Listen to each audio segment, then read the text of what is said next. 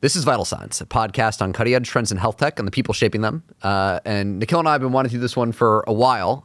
We are thrilled to have Shiv and Mahal here from Abridge. Shiv, obviously the CEO and co-founder of Abridge, and Mahal, I believe, probably not the newest hire given the pace at which Abridge hires, but one of the most exciting, more recent ones. And so really... And you're Twitter famous now for winning the Anthropic Hackathon. Yeah, how's that feel? How's the newfound life of fame? I mean, I even got my own meme in the Silicon Valley. Is it a good meme or is it a bad meme? It was a very nice meme, with the white coat. No, it's absolutely crazy, and I'm still trying to wrap my head around this, but it feels absolutely great, and yeah. And then I found Shiv, and we're going to make history together. There we go. Yeah, Twitter fan and having your own memes are like the only form of a success that Nikhil cares about. So it's you peaked in his book. But I'm sure much to come. Well, I feel like lots of places to start, but maybe we'll just talk about how you came to be hired, and maybe going all the way to this hackathon that you participated with Anthropic. How did you come to enter that? What was the whole story there, coming third globally?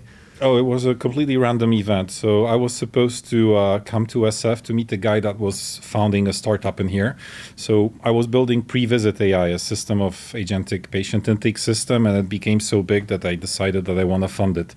But I wanted to learn a little bit how startups are being built. You did this while you were a clinician, right? Like you were doing your day job. And He's a lifelong software engineer too. Yeah, I'm an interventional cardiologist. I was head of department back in Belgium. So you came to San Francisco to do this hackathon. And, No. Or you came to how did this all come about? So I was supposed to go to San Francisco to meet this guy that was building a startup. And then a few days before the departure, I saw, there's this hackathon happening. I've never participated in a hackathon. Maybe I should try. Your first hackathon? Yeah, absolutly. I've never participated in a pretty successful first hackathon. Yeah. Apparently it is. That's what Anthropic said. So basically, I see this ad about the hackathon, and I had the idea for post-visit in the back of my head like 3 years ago when I created Pre-Visit.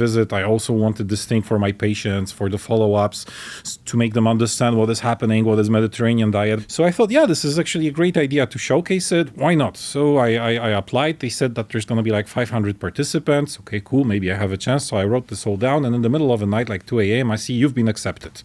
I was like, this is something. And when it all started, they told that there were 13,000 participants. So it was like a big wow. And I started coding. They told us, you can start coding at 7 p.m. So I sit down, and my process is usually I create for large projects this PRD, product requirement document. And I talk to Claude for 2 hours or something, because I had this idea. I was really stuck in my head, and it was big, 20, 30 pages or something like this. And for the software of this size, it usually takes about 2 or 3 days for the LLM to code it, and it makes a lot of errors. So I just told it around 11-ish, okay, start coding. And I went to brush my teeth, I took a shower, and then I come back and I check on it, and it's done. And 40 minutes later, really the MVP is done. And I check, it actually works. There's test coverage and documentation and everything. And this is crazy. And of course, I reiterated over it. I created a lot of different functionalities after this. But it was really crazy, the speed, how it happened to be. And I think that there was something substantial that came with Opus 4.6, also with 4.5. Like last December, the acceleration and the understanding of our descriptions by large language models, by coding tools, is on another level. So what happened after the hackathon, and I think that they were also surprised of how many non-technical backgrounds were participating in it. And then I assume, Shiv, you must have an AI agent running at all times. It's anytime there's hints of an incredibly technical and amazing coding doctor, just immediately assemble the jets, get you there as soon as possible. That's how it happened, right? Post this hackathon. 100%. I remember too, the and you can attest to this, but Boris from Anthropic saying that your submission was one of the most impressive that he had seen. I remember seeing the video. I remember recognizing this was a cardiologist, and I remember thinking, oh, okay, well, I know what to do. And so within minutes, I think I sent you a DM on Twitter, on X. Yeah. And I was like, we got to meet up. Yeah. And then we met up days later, I think. Yeah, in LA. In Los Angeles, we met up. And we had beers, and then we met up days later in San Francisco. And then we were like, okay, we got to work together. It was kind of like it's one thing, I think, to have like a certain set of skills and like live at this intersection of healthcare and like software engineering and AI, but it's a whole nother thing to have like the same vision or same mission or same ambition. Yeah. And so we shared all those things. I came to SF, I didn't know anybody the first day. And then, a week later, people are doing selfies with me. Like, I go to LA to Vive conference after Shiv texted me. And I go to this Abridge booth, which is huge. And then I see Guru, VP of marketing. And I just ask, hi, I'm Michael. Is Shiv around? And Guru's like, dude, that's you. Can I take a selfie? What's going on? So I was really fascinated by the culture of Silicon Valley. And I actually wanted to create here. But I do not know much about I don't have much experience with American market. And I want to understand it well. So there was either the founder, pathway where I would have to dig from the ground up. And I already did my startup back in Europe. I had a startup for almost 4 years, and I know how difficult this path is. And then there's Shiv, who texts me, hi, I'm a cardiologist, CEO of Abridge. I check up Abridge. Oh, man, they're doing actually quite good. So that was the moment that I needed to call my hospital because I was full-on cardiologist until last Tuesday. I was with the team in SF, and I came back, I quit my job, and I'm moving. We move quickly. That's awesome.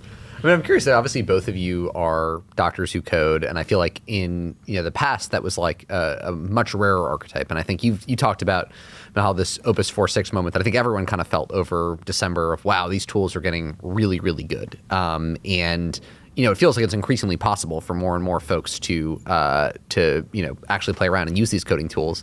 I'm curious, like what you've seen around general physicians using these tools and how you kind of see that evolving over time. Are we going to see, is every cardiologist going to look like you guys going forward, or like where does this all go? Are any of the doctors going to doctor in the future, or are they just going to be consultants at software companies and venture firms? Oh, that'd be so sad. I think Mass Brigham is like one doctor every shift that works at a venture fund in the area. Oh my God, yeah, everyone's got a side gig. That's so sad. Well, that depends. So, we had a lot of talks with my friends about what the future of doctoring is going to be. And some have theory that there's going to be two types of doctors, the ones that will be customer facing, guiding the patient through the meanders of journey of healthcare. And another one is going to be the one that's going to be whipping the hell out of AI to just push it forward. So that the first group will be able to use it. But replying to the question about the doctors that are using AI, so I've met a lot of doctors that were coding along the way, but usually they were just creating some minor solutions, and then they had bottlenecks with scaling and because they needed to invest too much. I was always a little bit different. I just went, deep into learning coding. But the moment that AI started to explode for coding, it became just so much easy. And I talk a lot during, doctors' conferences, many meetings about AI. I try to evangelize it. And something happened in the last months. They actually started taking up tools. So, for example, just 2 weeks ago, I was in France at the Congress of Cardiologists, and I was talking about the hackathon, about Cloud Code and everything. And in the evening, there's some doctor that approaches me and says, like, dude, I downloaded this thing, and I always wanted to create like the patient stratification solution for my GPs that I'm collaborating with. And I downloaded it, and I did it in 3 minutes, 40 seconds. It's crazy. So there's this dopamine shot that you're gonna have, and this will incite them to create. But a very important lesson is that prototyping is one thing, but shipping and creating production solutions for healthcare, this is where you need engineers in order to not slip anything up. It's an interesting question, right? Because you obviously were able to build your own tools. Today, like theoretically, a person could build a lot of their own like N of 1 software apps for their own clinics, even in like a prototyping situation, et cetera. They could build it on a bespoke thing. In theory, you could actually just like stitch together open source software and even build like a scribe yourself, theoretically, right? But there's obviously a lot of parts between there and like what Abridge does, et cetera. Like where on the spectrum do you think doctors are going to be building their own stuff versus needing to use outsourced vendors and third-party vendors? Now that you've like played a lot around with the tools today, you see where the trajectory is going a little bit. Like where on the spectrum do you think that doctors are going to be doing this themselves versus just like, hey, we need to use someone else? Hey, it's Nikhil. I'm the better of the two voices on Vital Signs. We're doing a bunch of really cool events at Out of Pocket. We have our healthcare data conference coming up called Data Camp. We run a bunch of small workshop-oriented conferences for software engineers, ops people, and we'll come and do AI workshops on site to show your teams how to make the most out of AI tools. So come learn more at outofpocket.health. Where on the spectrum do you think doctors are going to be building their own stuff versus needing to use outsourced vendors and third-party vendors? I think that the doctors will actually be able to generate and push forward the need. Because the idea is that they will be able to create, like doctors are a very creative bunch. So everybody has their big idea in the back of their head, and they will be able to create that, but not necessarily integrate it into existing workflows or solutions because of, well, the obvious, okay? So legislation, regulation, and basically safety. So I think that the spark of creativity will be able to push the needle towards what actually is needed, and the community will be able to lead the way, while the industry partners with experience with the team will be able to finally deliver on that. Yeah, and like there's such a big difference like on between like a party trick or a prototype or like an enterprise grade product.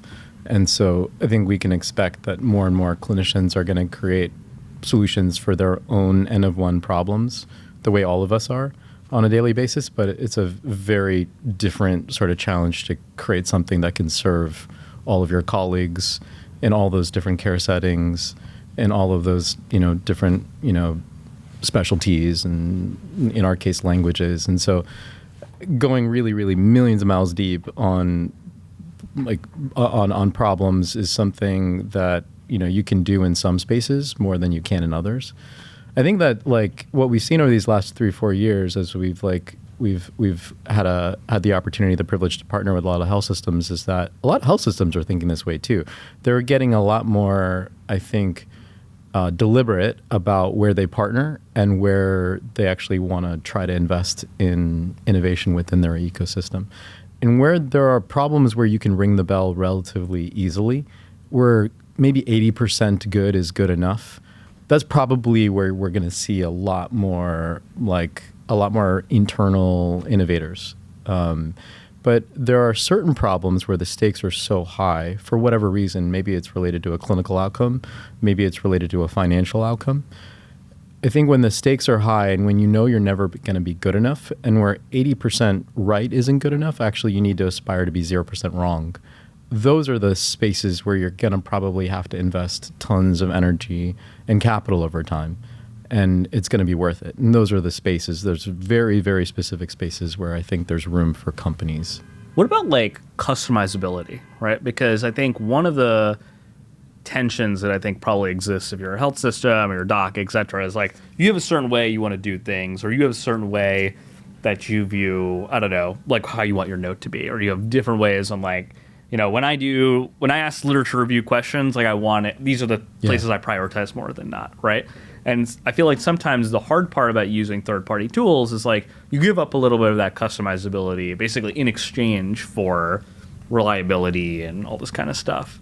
So do you think that, especially now that it becomes easier to add that level of customizability yourself, that they will actually want to do it more internally and maybe view like, hey, the reason that we have to worry about that 0% wrong is because we actually really care about the customizability that gets us to 0%. Well, I don't think that they're necessarily in opposition. Mm-hmm. Like, for example, in our case, we try to hit a certain floor that the health system partner expects from a compliance standpoint or reliability standpoint, predictability for something related to revenue cycle, for example.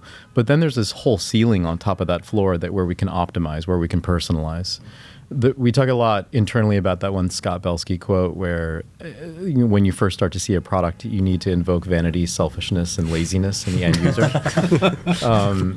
And we can very clearly see how vanity, selfishness, and laziness sort of like maps to different features and products or the way we've gone about those different features. And vanity is a really, really important part of how you serve a domain expert, a professional like a clinician.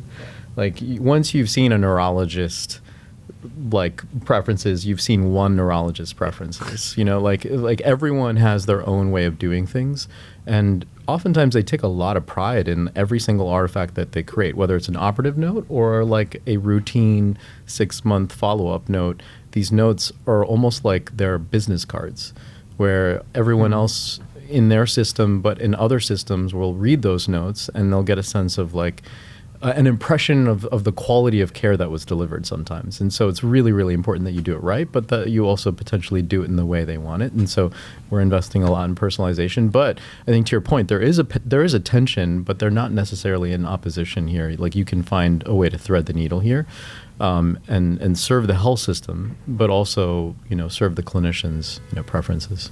I also think that the current technology actually facilitates customization much more than before, because right now you have conversational interface and a possibility to integrate memory. Before you needed to do, you know, configuration panels, which we actually hated. And right now the system just learns and evolves. Yeah, totally. And it can be, you know, this iterative process. I guess one thing along these lines that I'm curious about, obviously we talked about the implications of these products externally and the ability to customize them more, even internally, and like running an organization like Abridge. I feel like the classic way a health tech company used to be run is you would have like the subject matter expert doctor sit like right next to the software engineer, and the two of them together would like build everything. And these lines are like increasingly blurring, right? Who do we need less now? That's a neat way to phrase the question. I'm just wondering how it actually... But if you do this right, everything merges. You know, like everyone truly merges, and, you know, like you just become a member of the staff, period, if you do this right. To me, over these last 5, 6, or maybe 8 years, there's like been 3 variants of AI company. There's like the post-transformer pre-LLM company, and then there was post-LLM pre-agent company, now post-agent company. And part of the game has been evolve to the most recent variant phenotype as fast as you possibly can. But it's one thing to build a product, for example, that's agent first.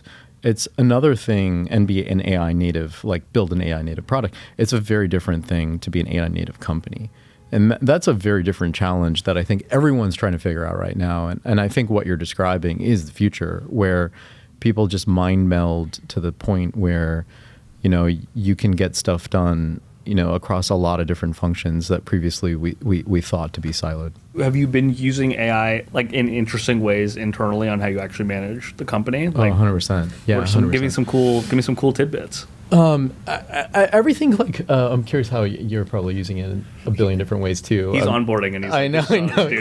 Put an agent on there. It's got an agent performing a CAT right now in Belgium.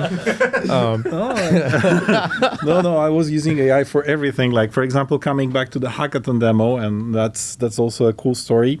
So I was creating the demo, and I wanted for the jury to have the lowest latency possible. So I asked like YOLO Cloud Code with dangerous skip permissions to manage my servers. And I asked him, okay, so I want a server on West Coast, and can you just interact with my API? And he's like, yeah, great, no problem. But in your plan, you already have 5 servers, so you need to delete one, but this one is inactive, so no problem. Should I proceed with it? And I said, yeah, sure. And there was a silence, and oh, I'm sorry, I deleted the wrong one. And then I swear word in Polish, and then because I'm actually interacting in Polish because it's the most token efficient language. And that's a great fun fact. That is the fun fact. But at a scale of your guys' size, like you're actually quite a large company now, right? 100%. So, it's everything from like customer service, help augmentation, all the way to obviously product management is changing a lot. Our VP of product, Janie, recently has put a lot of new process in place that pushes all of us to think as prototypes being the new PRDs, and to think in terms of everyone building and everyone demonstrating ideas that way. All of us, I think, have created our own versions of helpers. You were talking about an agent that's probably looking for doctors who are programming and very tech forward. But yeah, absolutely. I have a lot of stuff like that. That's just like scouring the internet and giving me digests in the morning of what I need to be thinking about, reading about, prioritizing my emails, and helping me, you know, prepare for meetings that I'm about to have. Yeah, co-work is incredible. Totally. I guess, like, you know, you both seem to have connected on this like similar vision and mind meld for where, you know, AI and healthcare is going. And so I'd love, you know, the most like zoomed out cliche podcast question, but I'll ask it anyway. Like, I'd love for you both to riff on just like what is healthcare going to look like in a decade with all these AI tools that we're building? Maybe specifically the practice of care delivery. Like, what is it like?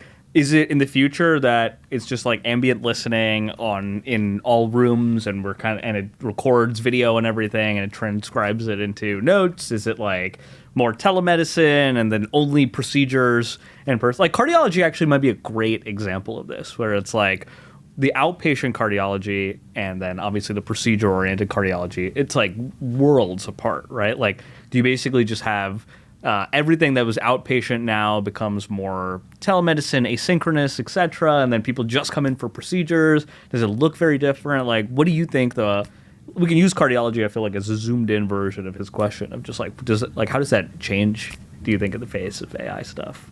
So, what we were, I think, with Shiv in parallel trying to do is unburden the physicians from the admin burden. So the worst part of our work is just how overcharged we are with the administrative workload. And I think that AI is finally the technology that will deliver on the promise of unburdening us, because when it went full digital, we all thought that this is going to be better. But in reality, we're just, overwhelmed with forms, with everything that we had to do. So AI is finally going to, as Eric Topol calls it, liberate us from the keyboard. The keyboard liberation is going to happen. And one thing is the admin part. So it will approach us to our patients and finally allow us to interact with our patient in a more humane way, to find the time to actually interact with him as a human being, as somebody that is our partner. And the second part is the clinician part. So this is where the revolution is going to happen. So already there are, like in cardiology, you can read parts of ECG that were before unreadable. So basically, for example, there's this startup which is called PM Cardio, and before, the closed coronary artery was detected by certain criteria, which we called ST elevation, Pardy wave. But many of those closed arteries were undetected because those criteria were not met. And they are using machine learning models to detect those patients that otherwise would not go to the cath lab. And it's working incredibly well. And there are so many other solutions that are working in the clinical part, but they will be validated more slowly because it requires adherence to evidence-based medicine, clinical trials, and so on and so on. So I think there will be two elements, but the admin part, the one that will approach us more to our patient, is going to happen first. Dude, the onboarding is going great. You're saying the party line immediately off the reflex. Yeah, we haven't even talked about this. Have you noticed their agents just talked? Exactly. Exactly. Have you noticed how so many AI companies are embracing almost like analog retro branding? And there's a good reason for that. I think because I think the most bull case for AI is that allows us to live our values, whatever our values happen to be. And when you think about it from a healthcare delivery standpoint, perhaps a lot of us have nostalgia for things we never knew. But there's this idea of the mid-century doctor, primary care clinician who visits you wherever you are at your home, knows you, knows your kids, knows your parents, and can kind of help navigate you to whatever your true north happens to be. Help sort of shepherd you to whatever that happens to be. And we've gotten so far away from that over time for all the obvious reasons, especially in the US healthcare system. You're not really incented necessarily to deliver on experiences and outcomes. And so if we're going to use this technology in this healthcare system, but around the world, to change the system and actually align everybody on the most important person, like the patient, how would we do that? And I think that's where ambient listening has turned out to be, at least in our estimation, the right wedge, because it allows you to get to the moment that we don't think is going to be less important, at least in the next decade. We're still, when we're really sick, we or our family members will be in the hospital system and we'll be seeing a human. We'll be relying upon them to use AI to help us get to whatever our true north outcome happens to be. And as long as we're still seeing people, we're still having conversations, there's still dialogues, and it ends up being a wedge. Now, there's everything that happens in the encounter, but then there's everything that happens before, and there's everything that happens after. And when you can kind of thread the needle through all three of those important kind of moments in a person's journey, you can start to see a way to create value that allows you to change business models. And the only thing that matters right now with AI in healthcare is that we innovate on business models. If we can achieve that in the next couple of years, we've changed everything. And that's certainly what we're fully focused on. There's this dream that AI will liberate us from the documentation burdens and the admin stuff. But in the US, like a lot of that stuff is sort of by nature of the like insurance provider sort of tension, right? Yeah. They're like, we create these admin burdens because we want to make sure that you are jumping through a lot of hoops to prove that you're doing the thing that is medically necessary or whatever it's called, right? So like, what do you think is like? Are payers basically just going to create their own AI to now fight the scribe AI that basically is sending them the documentation? Like, are you seeing inklings of the business model changing with the AI native sort of core to it, or is the new admin battle just going to be there saying like, hey, you got to meet us in person to do a peer-to-peer now? No, it's not only have we seen it, I think we've shown it. Like last year, we announced partnerships with payers on prior authorization, and it's like really easy to caricaturize payers, providers, life sciences, and in so many ways it does look like that old Microsoft org chart of guns pointing at each other. And at the same time, I think there are a lot of really smart, rational actors who are trying to do the right thing, and like the nature of the game is that you have to play it in a certain way. AI is, I think, changing things for everybody because it's clear as day that if it's agents fighting agents, we're on a fast track to some horrible dystopic future, and it'll happen really, really quickly. We've already seen a lot of the headlines over even like these last 6 months about how this could potentially go down. And so there's a need for diplomacy. There's a need for win-win scenarios, and they're there for the taking, but it does take a company that has technology at scale to actually bring those parties together, and that's the role that we're trying to play right now in the market. So prior authorization is a great example of that. You think about risk adjustment and the way that works today, and then you think about the way it could work tomorrow, the way it could work in the future if you've actually got access to data in real time, if you're actually in the moment, in that sacrosanct moment between the professional and the patient. You can start to get at the most interesting sort of model that would make the most sense for the country, which is like a model that's truly centered on prevention, at the point of care. So I think that what we'll see over these next few years is a lot of shots on goal here on new business models, and it won't just come from CMMI. It'll come from companies. It'll come from startups who've found a way to get distribution, because once you've got distribution, you can actually they'll answer your phone calls. And you'll be able to figure out, what those win-wins are, and you'll see us announce a bunch more over these next few months. Yeah, I feel like everything in healthcare is far more interesting with scale. Totally. Obviously you have so many different things you could, I'm sure both of you, I know, having talked to you many times on the Shiv, like there's just an endless set of things you could build, right? And so I'm curious, like how you think about, the across all the types of products you go after. I think you guys recently GA'd this clinical decision support tool. Obviously that makes a ton of sense, something for physicians. How do you think about like what the next set of stuff is to go ship on, like what I imagine is each of you could probably imagine 50 years of product to go build on top of this wedge? Software is evolving. Software is creating other software. So I don't think that is absolutely unbelievable that we will be able to spawn agents that will create agents. Of course, we will have to sandbox them, but doctors, as I said, are an incredibly creative bunch. They are able to verbalize their own need, and the the voice interface is the most natural to do that. So I think that this will evolve in that way. But still, like coming from Europe, where we are in pre-agentic era, if you could call that, we don't still have pre-visits, mid-visits, and post-visits implemented. And here, I think that this is happening. So AI Scribe is like Abridge's product. This is the example of an absolute masterpiece. This is just a perfect implementation of what it should be. And building around this, you can create and spin off so much. But I think that the doctors will verbalize those needs. The community will shift this forward. And what will happen, we will see, but it will happen much faster than we think. It's like a great question, though, because like in a world where the barrier to entry to build a prototype, build an idea, where that is lower, it's like we get to, it really pushes us to prioritize more ruthlessly against like before, during, after, and exactly what in what order.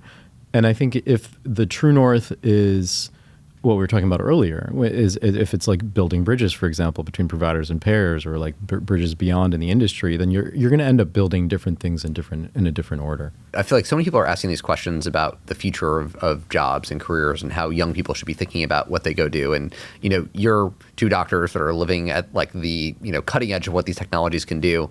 As you think about like doctors going forward, and you're talking to someone who's, I don't know, pre-med in college right now, how would you articulate to them, like, what are the skills that are really going to matter for a doctor in, when they go into medicine post med school? And how has that changed, I guess, from, when you guys were coming up?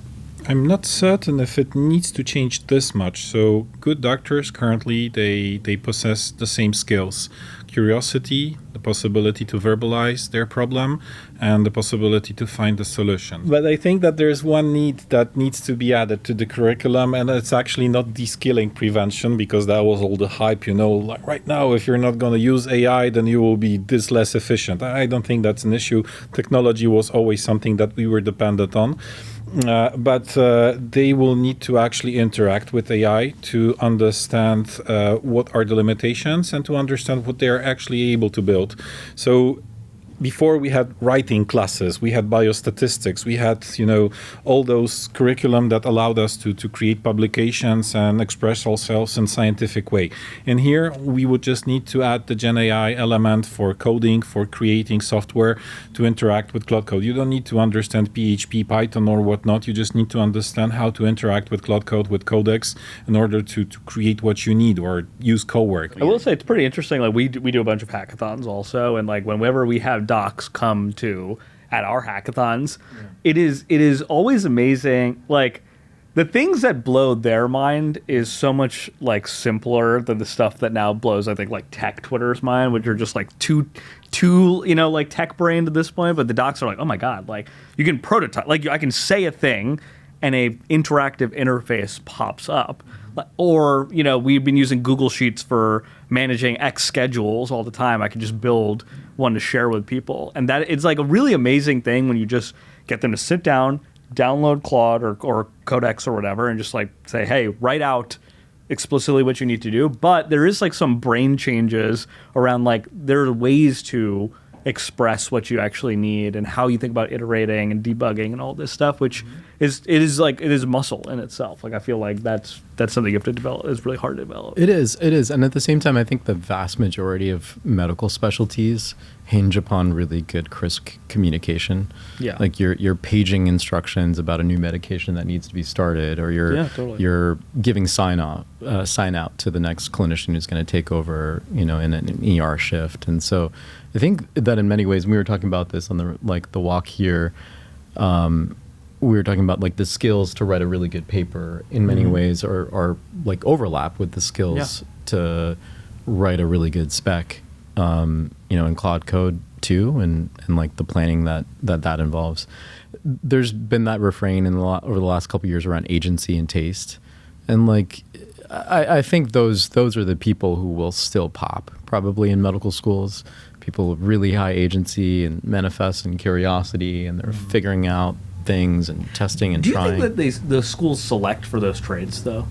I don't think they do. I don't think they do. And I think like that's where things are going to have to change. Yeah. Like those. Yeah. I didn't want to say it, but I'm not a doctor, so like you're allowed to say that. Yeah. They select for different traits, and a lot of those traits I think are the same traits that you can like outsource now to technology. And I do think there's like an interesting intertwining a little bit also around like physician entrepreneurship and taste agency, all this kind of stuff, right? Where like the career I think has self-selected a little bit more for like a slightly more risk-averse person. They also I think tend to take slightly more risk-averse jobs, all that kind of stuff. Maybe as the tools get easier and better to start your own thing or go into new business models with AI at its core, all this kind of stuff, you also maybe will see a new archetype of person maybe be interested in that practice also. Yeah. The resources that currently are needed to engage in the prototyping cycle are just much less than they were before.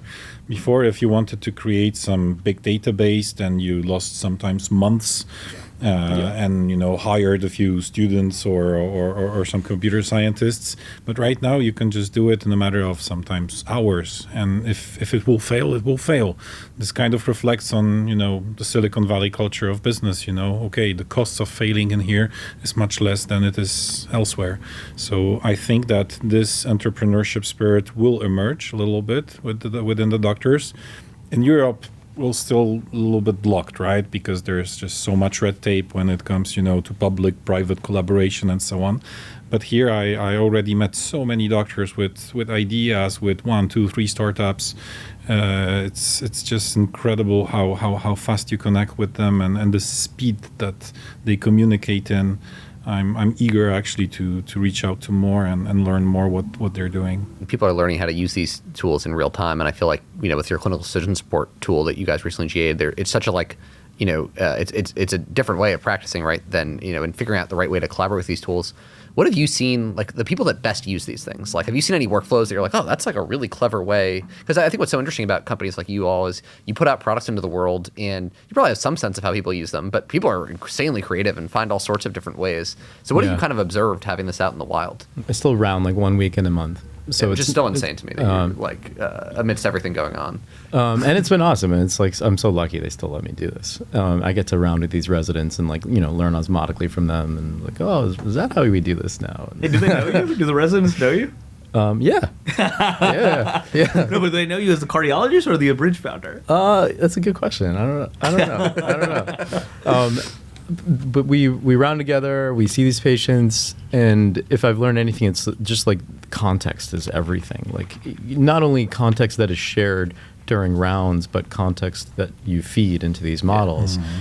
And if you're sparse, then you're gonna get an answer that could actually be deadly wrong.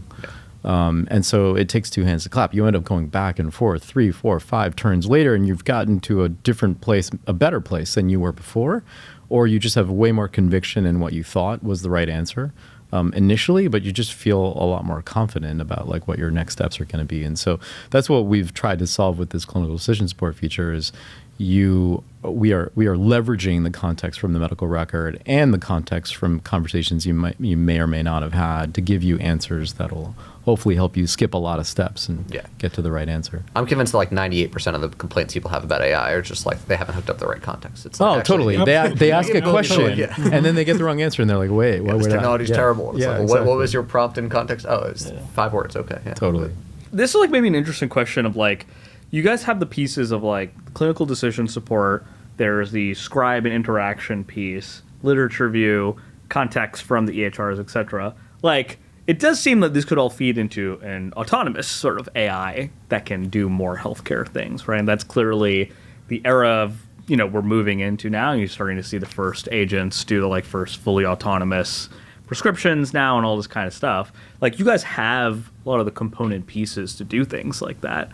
Would you ever consider moving into a space like that or working with providers to enable them to do some of this kind of stuff? Yeah, I mean, I think one way to map use cases is on like, think about like 2 axes, whether or not something is like high stakes and also whether or not it's high frequency. So I think those prescription refill flows, you could argue, are high frequency, lower stakes. Like if you've got enough context, you've got enough data on who this patient is and whether or not they have interactions, is there risk of polypharmacy, like all those different things, like you can solve. That's a tractable problem to de-risk. And so it makes sense that that would be a use case where we start to test the waters.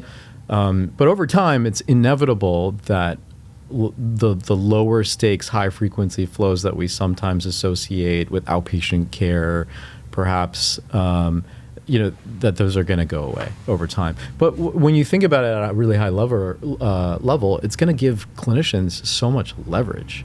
Like those are not the workflows that any of us get fulfillment from. Mm-hmm. Going through our EMR inbox and refilling medications or doing the most rote referral that should be automated in the first place.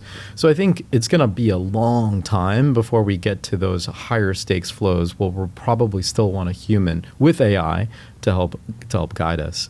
And you think about what's going on right now with AI in all of our hands as people, like all of our family members' hands. if anything, I think we're going to see an explosion of demand for more healthcare, and the system isn't equipped to actually deliver it. So if we don't build these tools on the provider side, on the clinician side fast enough to give them that leverage, we're in for it. So I think it's a little bit of a race right now because it's clearly out there. I've been talking to clinicians who were telling me that if they were seeing 20 patients in a clinic before, it used to be 80-20, like, or 60-40. 60% of those patients would be kind of complicated. They'd maybe want to prepare, the night before. And then 40% would be like gimmies. Like for me, it would be a preoperative cardiac evaluation patient where I don't really need to prepare. I can just walk in and sort of wing it and figure it out. But now we're in this world. They're in this world. They're telling us that everybody's complicated, and everybody's coming in with very strong opinions fed to them by GPT or Claude, and like they have a very strong point of view about where they're going to need to go, and they need help. And the clinician is suited to have the judgment to use this technology to help them get where they want to go. But if we don't give them these tools fast enough and help them triage, fast enough with pre-visit, for example. Yeah, I read somewhere recently that LLMs actually de-radicalize people, so their opinions actually stray from left, right, into the center when you use more LLMs. But, I created pre-visit to save a little bit of time because I hated this repetitive questions, automated stuff. And what I found out is that by using it, I was actually more connected to my patient and I was going deeper. Like, some of my friends said that there are no healthy people, just underdiagnosed ones. And I was able to understand more. And moreover, you move this information. Well, if you ask a patient and during the visit what medications you are taking, he's like, oh, my wife knows, or this red pill or whatnot. And at house he has his source of truth, the wife, at his disposal. So true context. Yeah, the true context, exactly. Like for example, one cool use case of pre-visit was pediatric patients. They were sent to see the doctor with their dads. And so the mom was actually super happy about the fact that she was able to talk with AI because then she was certain that all the information will be passed on and the situation will be handled accordingly.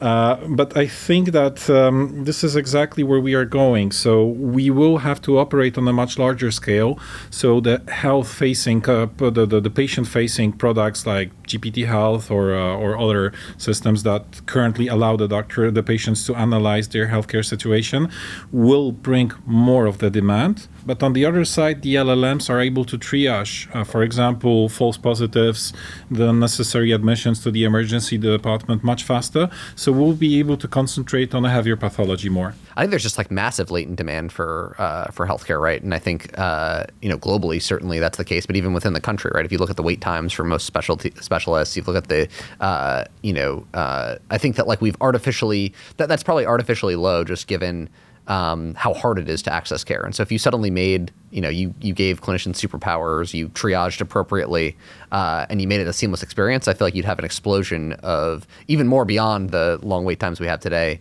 of folks wanting to seek more care. And so I think that's one thing that makes healthcare such an amazing market for AI is that there really is, the world would be a much better place if we had 100 or 1,000 times more healthcare. It's not true we look at a lot of markets as venture capitalists and, does the world need 1,000 times more accounting? Like, I don't know. Like, does it need 1,000 times more? Yeah. And healthcare is so clearly one of those things that there's almost no limit to the amount of healthcare that as a society we might want to have. I think it's been a fascinating conversation. I want to make sure to leave the last word to you guys. I know that the headline's going to be, if you are listening to this and you are a doctor who codes, and Shiv is not already in your DMs. Shiv at Abridge.com. Yeah, exactly. But anything else you want to point your email? Anything else you want to point our listeners to or kind of leave them with? The mic is yours. And you should really check out his project, Michal's project, because like it was very, very cool to see. And it's a very well produced video too. Shout out to your wife.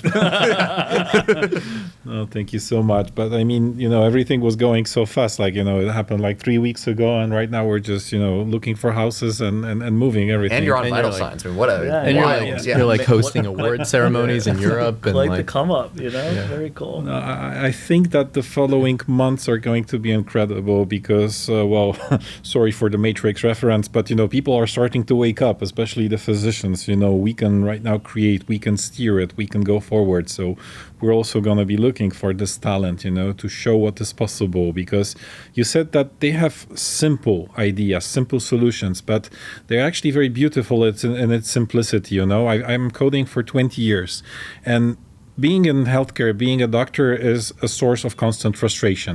And if you're able to channel this frustration into something that will, materialize into a solution, then this is incredibly rewarding. And I think that many people will feel that soon.